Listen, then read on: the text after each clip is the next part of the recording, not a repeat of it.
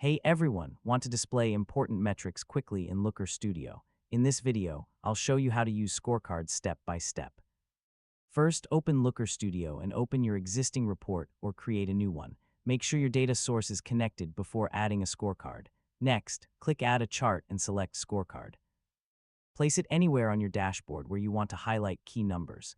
Now choose the metric you want to display, such as users, revenue, clicks, conversions, or any other important data point.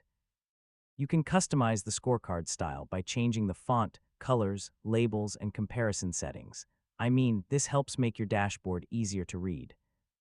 You can also add filters or date ranges to show specific data for different periods or categories. After customizing your scorecards, review the values to make sure they display the correct information. And that's how you use scorecards in Looker Studio. With scorecards, you can highlight important performance metrics and make your dashboards more effective.